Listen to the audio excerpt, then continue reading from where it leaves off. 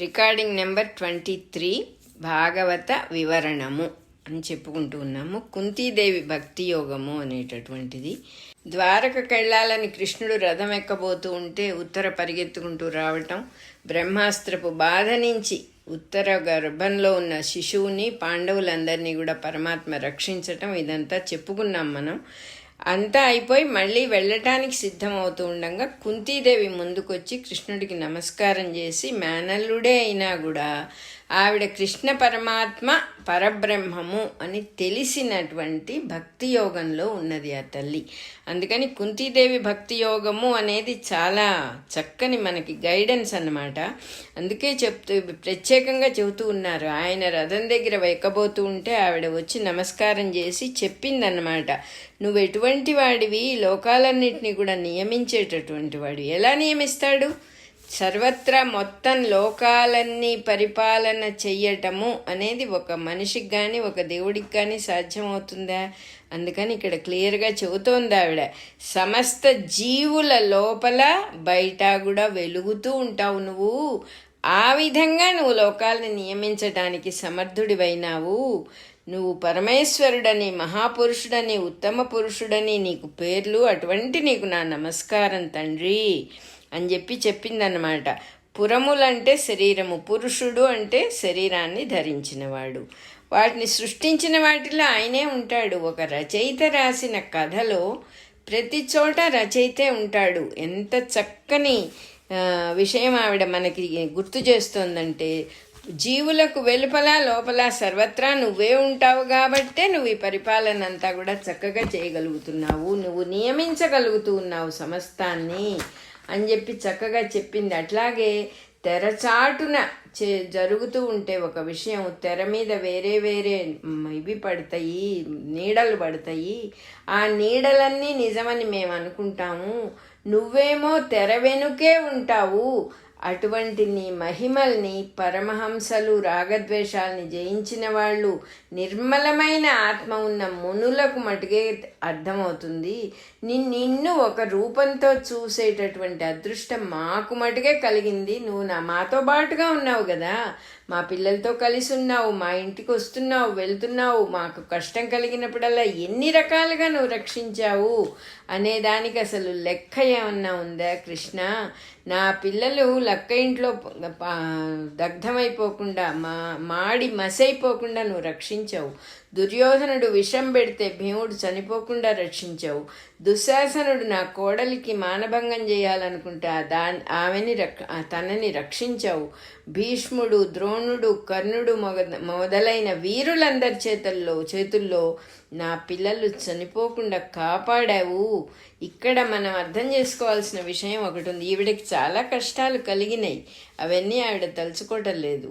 నా పిల్లలకి రాజ్యం లేకుండా చేశావు, నా పిల్లల్ని అరణ్యవాసం చేయించావు, నా పిల్లల్ని అజ్ఞాతవాసం చేయించావు, రాజు కొడుకులైన వాళ్ళకి రాజ్యం లేకుండా చేశావు, నా పిల్లలకు విషం పెట్టించావు, నా పిల్లల్ని చంపబోయిన వాళ్ళని సృష్టించావు. ఇవన్నీ చెప్పటం లేదు ఆవిడ తనకి జరిగినటువంటి, అంటే తెలుసు కుంతీదేవికి ఏం తెలుసు అంటే, ఈ సృష్టిలో ఇలాంటివన్నీ కూడా సహజము, ఏది జరిగినా దైవకృపయే.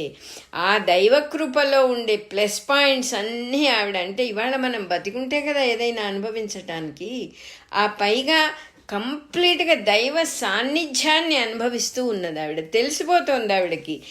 ఎటువంటి పరిస్థితుల్లో అయినా కృష్ణ అని తలుచుకోగానే అత్త అని వస్తాడు, వచ్చి ఆ రక్షణ భారాన్ని తన మీద వేసుకుంటాడు. తన పిల్లల్ని ఎన్నో విధాలుగా రక్షించాడు. అంతేకాకుండా ఈ హెచ్చుతగ్గులు ఏమీ లేనటువంటి సుఖస్వరూపుడు, ఆనంద స్వరూపుడు భగవంతుడు. అంటే ఆత్మారాముడు అంటారు. ఆత్మలో ఆరామముగా ఉన్నవాడు, ఆత్మలో ఆనందముగా, తనలో తాను ఆనందముగా ఉండేవాడు. అంటే దేవుడంటే ఏమిటో తెలిసినటువంటి వ్యక్తి కుంతీదేవి. ఆనందానికి కారణాలు కానీ సాధనాలు కానీ ఉండవు. ఒక కారణంతో వచ్చే ఆనందం ఆ కారణం పోగానే పోతుంది. కాబట్టి దేవుడి స్వరూపమే సుఖస్వరూపం. ఆ దేవుడికి సుఖస్వరూపం అయినందువల్లనే ఆయన్ని తలుచుకున్నా, ఆయనతో సంబంధమైన ఏ పనులు చేస్తున్నా మనకు కూడా ఆనందం అంటుతుందన్నమాట. ఆ విషయం తెలిసిన తల్లి ఆవిడ. అందువల్ల చక్కగా చెబుతోంది, నిన్ను తలుచుకున్నందువల్ల మటుకే ఆనందం కలుగుతుంది, ఇతర సాధనాల వల్ల అది ఏ రకంగానూ రాదు. నిన్ను ఆశ్రయించినందువల్ల శోభ కలుగుతుంది. అందరికీ కూడా నిష్కారణంగా ఆనందాన్ని అనుభవించటం తెలిసిన వాడే దానికి అర్హుడు. ఆనందం అనేది దైవ స్వరూపం అని చెప్తూ ఉన్నారు ఆవిడ. దేవుడు రాగము అనే సంఘాలు లేనివాడు. ఎందువల్లంటే సర్వము ఆయనే. దేనికి అంటుకుంటాడు? సర్వమే తానైన వాడు. ఒకదానికి అంటుకోవటం అనే ప్రాసెసే ఉండదు అసలు. ఆకాశ స్వరూపుడికి ఏమంటుతుంది? ఆ విషయం తెలిసిన తల్లి కాబట్టి ఆవిడ కైవల్యము, నిన్ను తలుచుకుంటేనే కైవల్యం కలుగుతుంది. అంటే కేవలము సర్వము తానే అని, అంతర్యామి తన యందు ఉంటాడని ఆ భావం కంప్లీట్గా తెలిసి ఉండటం అన్నమాట ఆవిడ లక్షణం. అది దీన్నే మోక్షం అంటారు. ఇది కలిగించటానికి భగవంతుడు ఒక్కడే సమర్థుడు. మనిషి సాధన వల్ల అనేక అనుకూల పరిస్థితులు ఏర్పడతాయి, కానీ మోక్షం మటుకు రావటం అనేది జరగదు. ఏమిటి? ఏ సాధన చేసినా దీని వల్ల అది వస్తుంది అనే ప్రాసెస్ అసలు ఇక్కడ లేదు. ఎందుకంటే మనం ఏ సాధన చేస్తున్నామో అది అన్ని సాధనలను మించినది మోక్షస్థితి. ఆ అన్ని సాధనని మించిన మోక్షస్థితి సాధనకి అందేది కాదు అసలు. It is not possible. కేవలం దైవానుగ్రహంతో అది రావాల్సిందే తప్ప సాధన అనేది కేవలం మనల్ని మనం సిద్ధం చేసుకోవడమే. ఏమిటి సాధన చేస్తాం మనం? ఏ సాధన చేయాలి? ఈ పుస్తకం మొట్టమొదటి నుంచి చివరి దాకా అదే చెప్తూ ఉంటారు. ఏం చెబుతూ ఉంటారంటే సర్వత్రా దైవాన్ని చూడాలి, చుట్టూ ఉన్న పరిసరాల్లో ఉన్న సృష్టినంతా ఆమోదించి దైవస్వరూపంగా చూడాలి, ఉన్నవాడు ఒక్కడే భగవంతుడు అనేటటువంటి భావంతో చూడాలి, జడ్జిమెంటల్గా ఉండకూడదు. దీన్ని కంటిన్యూస్గా ఏదో క్రిటిసైజ్ చేస్తూ ఇది బాగాలేదు, అది బాగాలేదు, వాళ్ళు బాగాలేరు, వీళ్ళు బాగాలేరు, వాళ్ళ ప్రవర్తన సరిగా లేదు, వీళ్ళ ప్రవర్తన సరిగా లేరు అలా అనుకోనుంటే కుంతీదేవి అసలు ఎలా బతుకుతుంది? ఎక్కడ ఉంటూ ఉన్నది ఆవిడ? ఆ ధృతరాష్ట్రుడు గాంధారి పంచన ఉంటూ ఉంది ఆవిడ, నిశ్చింతగా ఉంటూ ఉంది. కొడుకులు అరణ్యానికి వెళ్ళినా కూడా ఆవిడ అక్కడే ఉంది. కొడుకులు అజ్ఞాతవాసానికి వెళ్తే ఆవిడ అక్కడే ఉంది. చాలా ఆశ్చర్యకరంగా ఆవిడ యొక్క స్థితి చాలా గొప్ప స్థితి అని నిజంగా మనం అర్థం చేసుకోవాలి. ఎక్కడ ఉన్నా కూడా నేను దైవాన్ని విడవకుండా ఉన్నాను కాబట్టి ఎక్కడ ఉన్నా ఒకటే అనే భావంతో ఉన్నది. వీళ్ళ పంచన నేను ఎట్లా ఉంటాను, నాకేదన్నా వేరే అరేంజ్మెంట్ చేయండి అని ఎప్పుడు ఆవిడ ఎవరిని ఏది తన కోసం అని చెప్పి అడిగిన వ్యక్తి కాదు. తనకి ఏది వచ్చిందో దాన్ని ధర్మపరంగా తన ఇంటి కోడలు, తన బావగారు ధృతరాష్ట్రుడు, తోడికోడలు గాంధారి, వాళ్ళ దగ్గర ఉండటం తప్పుగా ఆవిడ అనుకోలేదు. వాళ్ళని ఏమి తప్పులు అనలేదు. వీళ్ళు కారణం నా పిల్లల దుస్థితికి అని అనలేదు. ఎందుకంటే మనిషికి ఏది జరిగినా ఎవ్వరు కారణం కాదు, మనం చేసుకున్నదే మనకి కారణం. దైవానుగ్రహమే మంచిని చెడని ఏ పేరు పెట్టినా కూడా దైవానుగ్రహమే కారణం అని చెప్పి తెలిసినటువంటి వ్యక్తి ఆవిడ. భక్తి యోగం అంటే అదే, సమస్తము సమర్పణ చేసుకోవటమే భక్తి యోగం. ఒక్కడే ఉంటాడు. ఆ భక్తి తెలిసిన వాళ్ళ మనస్సులో ఒక్క విషయమే ఉంటుంది, దైవము. ఆ దైవమే అన్నీ చేస్తున్నాడు. అటువంటప్పుడు ఇంకా తప్పులు ఒప్పులు ఎందుకుంటాయి? ఆ గాంధారిలోనూ ఆవిడకి దైవమే కనబడతాడు, ధృతరాష్ట్రుడిలోనూ దైవమే కనబడతాడు, దుర్యోధనుడిలోనూ దైవమే కనబడతాడు. మనస్సులో ద్వేషించటం, అవతల వాళ్ళని తప్పుగా అనుకోవటం, ముందే చదువుకున్నాం. అవతల వాళ్ళని తప్పుగా అనుకుంటే ఏమవుతుంది? మనలో ఉన్న కామక్రోధాలు పెరుగుతాయి. ఇవన్నీ తెలిసినటువంటి భక్తి యోగంలో ఆరితేరింది ఆ కుంతీదేవి. అందుకని చెప్పి కృష్ణుడిని స్తుతి చేస్తూ ఉన్నది అనేక రకాలుగా. నాయన, నీలాంటి వాళ్ళు నాకు అండగా ఉంటే ఇంకా నాకేమిటి భయము? సకల జీవుల్ని నిగ్రహించటం, అనుగ్రహించటం అన్నీ చేస్తూ ఉంటావు నువ్వు. నీ అంత శక్తిమంతుడు ఇంకెవ్వడూ లేడు. నిన్ను తలుచుకున్న వాడితో నువ్వు ఉంటావు. తలుచుకొని వాడితో నువ్వు ఉండవు. ఎంత సింపులో ఇది ఆవిడ చెప్తూ ఉన్నదన్నమాట. నీ మాయ ఒక లీల, ఒక ఆటగా నువ్వు ఈ వినోదాలంతా చేసుకుంటూ ఉన్నావు. అందరినీ మనుషుల్ని మాయబుచ్చుతావు. ఎట్లా మాయబుచ్చుతావంటే పత్తిని దారాలు తీయించి అసలు పత్తి అనేది ఒకటి ఉందని మర్చిపోయేట్టుగా చేస్తావు. ఇంకా బట్ట తయారైన తర్వాత అసలు నూలు పోగులు కూడా గుర్తుండవు. బట్టలు కుట్టించుకున్న తర్వాత దాని పేరు మళ్ళీ మారిపోతుంది. అసలు వస్తువు గుర్తు రాకుండా చేయటంలో నీ మాయ ఎంతో అద్భుతమైనటువంటి శక్తి గలది. అందువల్ల సృష్టిలో వివిధ అల్లికల వల్ల జీవుడు పుట్టి తను వేరుగా ఉన్నానని అనుకుంటున్నాడు.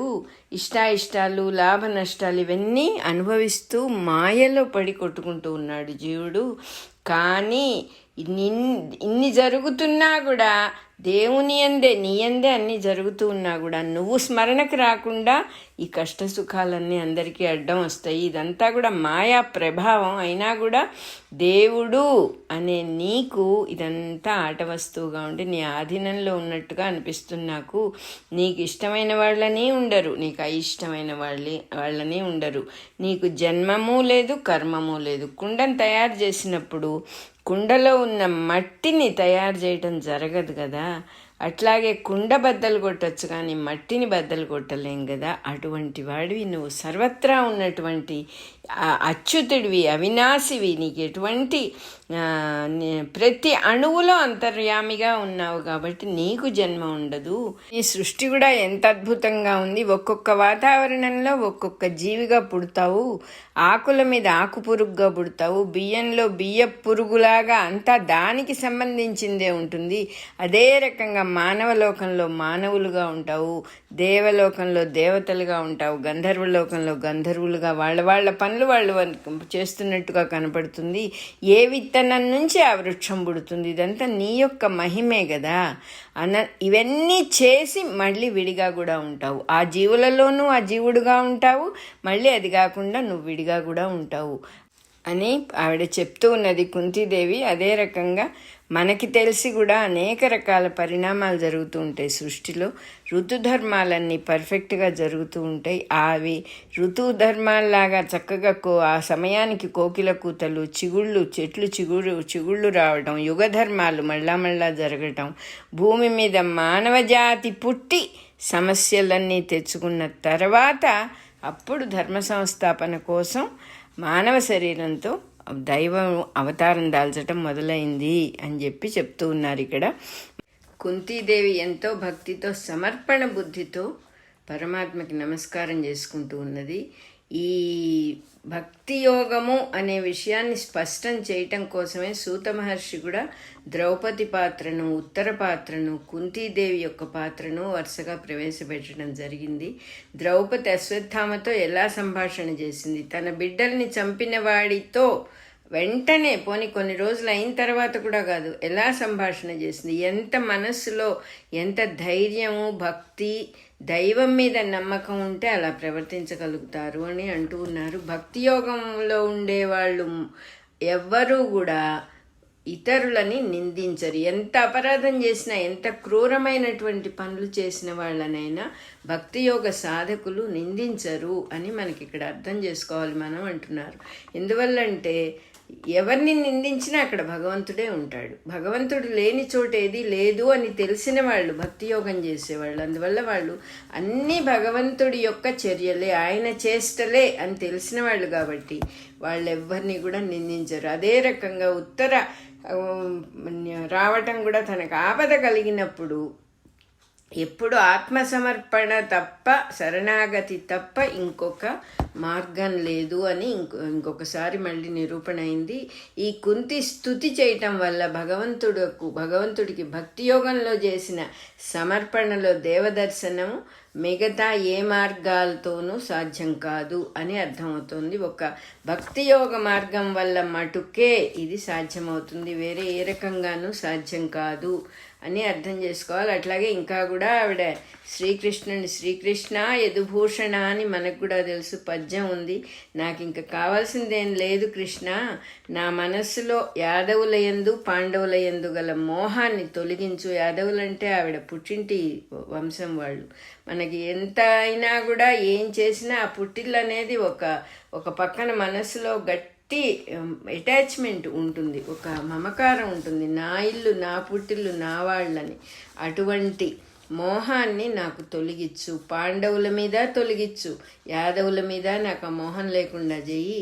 సముద్రంలో కలిసిన గంగా నదిలాగా నా బుద్ధి ఆదరముతో నీ పాదముల చింతనమందే, నీ పాదాలు తలుచుకుంటూనే ఎప్పుడు నా బుద్ధి నిశ్చలత్వం చెందేటట్టుగా నన్ను అనుగ్రహించు. నా బుద్ధి చలనం లేకుండా ఉండాలి, నిశ్చలంగా ఉండాలి, నీ పాదాల గురించే చింతన చేస్తూ ఉండాలి. కొడుకులు పాడిన బాధలవి మనస్సులో అప్పుడప్పుడు వస్తాయేమో, అవి కూడా రానివ్వద్దు అని చెప్తోంది. ఒక స్థితికి వచ్చిన తర్వాత ఇంకా సంసారము, కొడుకులు, కోడళ్ళు, పిల్లలు, మనవళ్ళు అని అటు వెళ్ళనివ్వకూడదు మనస్సుని అని ఇక్కడ ఒక ఇండికేషన్ చేస్తూ ఉన్నారు అంటున్నారు. కాబట్టి చిత్తవృత్తిని మొత్తాన్ని, అంటే మనస్సునంతా కూడా మనస్సులో వచ్చే అన్ని కదలికల్ని, చిత్తవృత్తులు అంటే అవి కృష్ణుని చరణాల మీదే ఉండేటట్టుగా అనుగ్రహించమని చెప్పి ఆవిడ కోరుకుంది. సంసార జీవులకు పిల్లల కష్టాలు ఎప్పుడు పిల్లల కష్టాలు గట్టెక్కటం అనేదే ఉండదు, ఎప్పుడు ఏదో ఒకటి చీకు ఉంటూనే ఉంటుంది. అవన్నీ తలుచుకుంటూ ఉంటే వీళ్ళకు కూడా బాధ తప్ప చెయ్యగలిగిందేమీ లేదు. ఎట్లాగూ అందరి జీవితాలు ఇంచుమించుగా ఒక రకంగానే ఉంటాయి. ఆ విషయం అర్థం చేసుకోకుండా మనకే కష్టం వచ్చింది అనుకుంటాం కదా. సో అటువంటి బాధ లేకుండా చెయ్యి, అటువంటి స్థితి లేకుండా చెయ్యి, నాకు మమకారం లేకుండా చెయ్యి అని అడిగింది. అట్లాగే కృష్ణ, నువ్వు యదువంశానికి ఎంతో ఆభరణం లాంటి వాడివి, మంచి నీవు శిరోరత్నం లాంటి వాడివి. యదువంశానికి నరుడికి సఖుడివి, నరుడికి స్నేహితుడివి, నరసఖ అని అంటారు. శ్రీకృష్ణ యదుభూషణ నరసఖ, నరుడికి సఖుడైన నారాయణుడివి. నరనారాయణులుగా జన్మించారని చదువుకున్నాం కదా. శృంగార రసానికి సముద్రం లాంటి వాడివి. రత్నాకరము, శృంగార రత్నాకర అని వస్తుంది. రత్నాకరం అంటే సముద్రం. నదులు సముద్రంలో కలిసిపోతూ ఉన్నట్టుగా హృదయాలు భగవంతుని యందు సాంగత్యం చెందటంలో అనుభవించే మాధుర్యాన్నే శృంగారము అంటారు. అంటే ఏమిటి? తన అస్తిత్వాన్ని కోల్పోతాయి. ప్రతి నది కూడా ఎన్ని రకాల రుచులు, ఎన్ని రకాల రంగులు, ఎన్ని రకాల స్వభావాలు ఉన్న ఒక్కొక్క నది రావటం, సముద్రంలో కలవటం, ఆ ఉప్పు నీరుగా మారిపోవటం, తమ స్వభావాల్ని కోల్పోయి ఆ పరమాత్మ అనేటటువంటి సముద్రుడుగా మారిపోతాయి. దాన్ని శృంగార రసము అంటారట. అంటే తనను తాను పూర్తిగా సమర్పించుకునేదే శృంగారం. కానీ తను కొంత దాచిపెట్టుకొని అందులో నుంచి కొంచెం సుఖం పొందటము అనేది శృంగారం కాదు. అది అటాచ్మెంటు, మమకారము అంటారు. అంటే నువ్వు ఇంకా మిగిలిన్నావు, నువ్వు కొంచెం కుర్చీలో కూర్చొని ఆయన్ని కూడా వచ్చి నువ్వు కూడా నా పక్కన కూర్చో తండ్రి అని అడుగుతున్నావు అన్నమాట మనం. సో చక్కగా చెబుతున్నారు, నదులు సముద్రంలో కలుస్తూ ఉన్నట్టుగా హృదయాలు భగవంతుడిలో సాంగత్యం చెందటమే, భగవంతుడిలో మనం కలిసిపోవటమే మనది అనేది ఒక్క లక్షణం కూడా విడిగా లేకుండా ఆ భగవత్స్వరూపంగా మారిపోవటమే, సమర్పించుకోవటమే జీవితంలో. దాన్నే శృంగారం అంటారు. జీవితంలో ఎవరినైనా కలవచ్చు, విడిపోవచ్చు, సుఖం రావచ్చు, దుఃఖం రావచ్చు. వీటన్నిటి వల్ల ఒక చక్కని మాట చెప్తూ ఉన్నారు ఇక్కడ, పుటము పెట్టబడి అంటున్నారు. పుటము పెట్టడం అంటే బంగారాన్ని క్లీన్ చేయటం కోసం నిప్పుల్లో మంటల్లో వేస్తారు. బంగారాన్ని వేసినప్పుడు అది శుభ్రంగా మలినమంతా పోయి ప్యూర్ గోల్డ్ మిగులుతుంది అనమాట. అది పుటము పెట్టడం అంటే మన జీవితంలో కష్ట సుఖాలు ఎందుకు వస్తున్నాయో ఇక్కడ ఇండికేట్ చేస్తున్నారు. క్లీనింగ్ ప్రాసెస్లో అనేకం జరుగుతాయి. ఒక విగ్రహం చెక్కాలంటే అక్కర్లేనిది వస్తువు అంతా తీసి చెక్కి పక్కన పడేస్తారు. కృష్ణ విగ్రహం చెక్కాలంటే కృష్ణుడు కాని దాన్ని మొత్తాన్ని తీసేసేయాలి. అలాగే మనలో ఉన్న జీవత్వాన్ని, ఈ ఆపాదించబడిన మాయా తత్వాన్నంతా కూడా తీసేయాలంటే కష్టాలు అనేటటువంటి దాంతో కొంచెం ఏనుగుని అంకుశంతో గుచ్చినట్టు గుచ్చుతూ ఉంటారు. గుచ్చుతూ ఉన్నా కూడా తుడిచేసుకొని తిరుగుతూ ఉంటాం మనం. అలా కాకుండా విషయం అర్థం చేసుకొని అదొక డైరెక్షన్గా, ఈ కష్టం ఎందుకు వచ్చిందంటే ఓహో ఇక్కడేదో నాకు ఒక మంచి సందేశం ఉంది. అందరికీ వస్తాయి ఇవన్నీ కూడా. వచ్చే లక్షణం ఉన్నదానికి పోయే లక్షణం ఉంటుంది. నేను ఆగటం నేర్చుకోవాలి, అందుకే నాకు ఈ అనుభవం వచ్చింది. ఈ రకంగా ప్రతిదాన్ని ఒక అవకాశంగా, ప్రతి కష్టము అనబడేదాన్ని కష్టము అనుకోకుండా, ప్రాబ్లం అని అనుకోకుండా ఆపర్చునిటీ అనుకుంటూ ఇదే సాధనగా జీవించటం అన్నమాట. దీన్నే పుటము పెట్టటము అంటున్నారు. అంటే క్లీనింగ్ ప్రాసెస్ అవుతోంది. ఒక్కొక్క ఇన్సిడెంట్ జరిగినప్పుడల్లా మనం క్లీన్ అయిపోయి ఏమవుతుంది, క్లీన్ అయిన తర్వాత పరమాత్మలో చేరుకుంటాం. బంగారంలో కలిసిపోవటానికి చక్కని స్థితిని పొందాలి, క్లీన్ అవ్వాలి. అప్పుడే అది బంగారపు ముద్దలో ఇంకొక ముద్ద కూడా కలవటానికి అవకాశం ఉంటుందన్నమాట.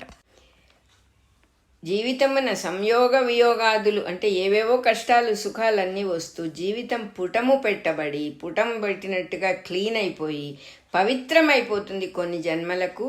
అప్పుడు జీవి ఆ భగవంతుణ్ణి కలవటంలో ఉన్న రుచిని అప్పుడు తెలుసుకుంటాట. ఎందుకంటే పుటము పెట్టబడి క్లీన్ అయితే కానీ ఆ రుచి వాడికి తెలియదు. బురదలోనే ఉండి బురదే సుఖంగా ఉంది అనుకునేవాడికి పన్నీటి రుచి ఎలా తెలుస్తుంది? అందుకని ఫస్ట్ పుటం పెట్టి క్లీనింగ్ ప్రాసెస్ జరుగుతుంది.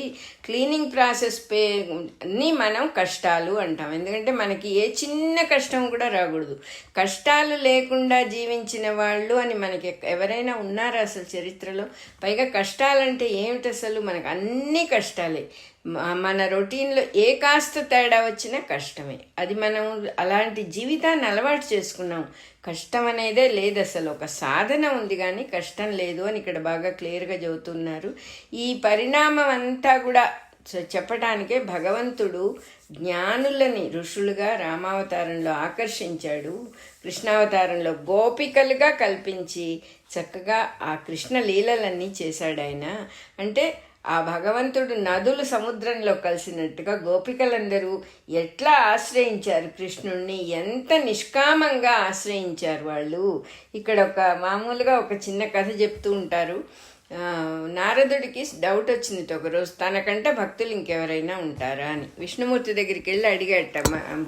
ఆ మాట అడగకుండా నా మంచి భక్తులు ఎవరో చెప్పండి తండ్రి అని అడిగితే, ఆ విష్ణుమూర్తికి తెలుసు కదా, ఆయనకి తెలియని విషయాలే ఉంటాయి, నాకు కూడా తెలియదు అంటూ తలకాయ నొప్పి అని విలవిల్లాడటం మొదలుపెట్టాట. నీకు తలకాయ నొప్పి ఏమిటయ్యా బాబు అంటే, ఏం లేదు, నాకు ఇప్పుడు అర్జెంటుగా భక్తుల పాదధూళి కావాలి, ఆ పాదధూళి రాసుకుంటే కానీ నా తలనొప్పి తగ్గదు అన్నట్ట. వెంటనే తను గనక భక్తుడయి ఉంటే తన పాదధూళి తీసి ఇవ్వాలి కదా. నారదుడు లేదు, పరిగెత్తుతుంటే ఎక్కడికి పోతున్నావు, ఎవరని వెతుకుతావు అన్నట్ట విష్ణుమూర్తి. చెప్పండి స్వామి మీరంటే ఆ రేపల్లెలో గోపికలు ఉంటారు, వెళ్ళి వాళ్ళని అడగమన్నట్ట. వెళ్తే వాళ్ళు ఏవో పనులు చేసుకుంటూ ఉన్నారు. గోపికలంటే గొల్లపిల్లలు కదా. వాళ్ళ దగ్గరికి వెళ్ళి కృష్ణుడికి చాలా తలనొప్పిగా ఉంది అంటే వాళ్ళు నవ్వారట. కృష్ణుడికి తలనొప్పి ఏమిటని. వాళ్ళకి అన్ని విషయాలు తెలిసిన వాళ్ళు, ఋషులు వాళ్ళు గోపికలంటే. అప్పుడు కాదు నిజంగానే పాదధూళి తెమ్మన్నాడంటే వాళ్ళు ఎంత సింపుల్ పీపుల్ అంటే కాళ్లతో దుమ్ము ఎగరేసి ఒక గుప్పెడు పట్టుకొని తీసుకుపోయి తొందరగా రాయి ఆయనకి అని ఇచ్చారట. అంటే మనస్సులో ఏ కల్మషం లేదు. ఇప్పుడు నీకేం కావాలి, ఇదిగో తీసుకుపో. నేనంత అర్హత ఉందా లేదా, నే గొప్పదాన్నా చెడ్డవాడినా, అవి ఏమీ లేవన్నమాట. జస్ట్ అంత సింపుల్. వాళ్ళు సమర్పణ అంటే అది కృష్ణుడికి ఏం కావాలంటే అది ఇచ్చేయటం తప్ప ఇంకా వేరే. అప్పుడు అర్థమైంది నారదుడికి అని చెప్పి చెప్తారు. భక్తి అంటే ఏమిటి, టోటల్ సమర్పణ, కంప్లీట్గా ఇంకా తాను మిగలకుండా ఉండటమే భక్తి అనేది అర్థమైంది అప్పుడు ఈయనకు. ఇట్లాగే ఇంకా కూడా పొగడుతూ ఉన్నది ఈవిడ, లోకద్రోహులైన వాళ్ళ రాజులందరినీ కూడా నువ్వు అధికారం మదంతో జనానికి అపకారం చేసే వాళ్ళందరినీ, జరాసంధుడు మొదలైన వాళ్ళందరినీ కూడా చంపేసేసి లోకాన్ని రక్షించావు. రుక్మిణీ కళ్యాణం వల్ల, రాజసూయం వల్ల శిశుపాలుని చంపక తప్పనిసరి పరిస్థితి వచ్చింది. ఖాండవ దహనం వల్ల, మయసభ, దానివల్ల కౌరవులకు ఈర్ష్య కలగటం, కపటమైనటువంటి జూదం ఆడటం, ఇలాంటి కారణాలన్నీ పుట్టి భారత యుద్ధం పేరుతో లోకద్రోహుల అందరి వినాశనము ముడిపెట్టుకొని మొత్తం అంతా క్లీనింగ్ ప్రాసెస్ చేసేసావు. నువ్వు లోకేశ్వరుడివి, దేవతలకు బ్రాహ్మణులకు గోవులకు కలిగిన బాధలను పోగొట్టుదువు, సంసార బంధ ఛేదనం కోసం నీకు నమస్కారం చేస్తున్నాను అన్నది ఆవిడ.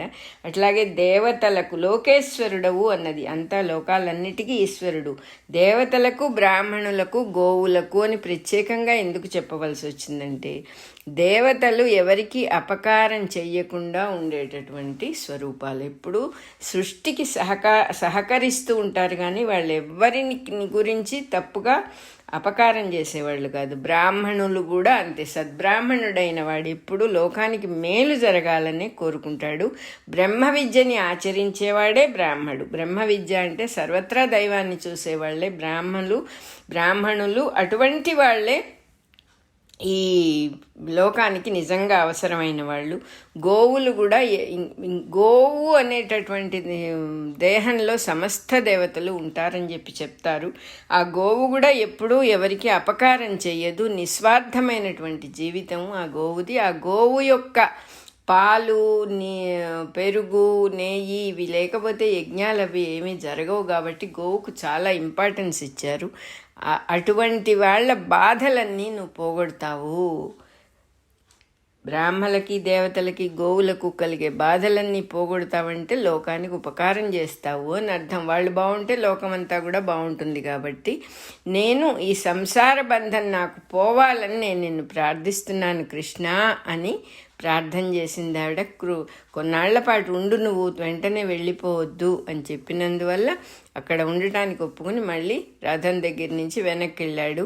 దాంతో కృష్ణుడు ద్వారకకు బయలుదేరుతానని మళ్ళీ చెప్పటం, మళ్ళీ ధర్మరాజు కొంత ప్రార్థన చేయటం, కృష్ణుడు ఆగటం జరిగింది. అప్పుడు న్యాయంగా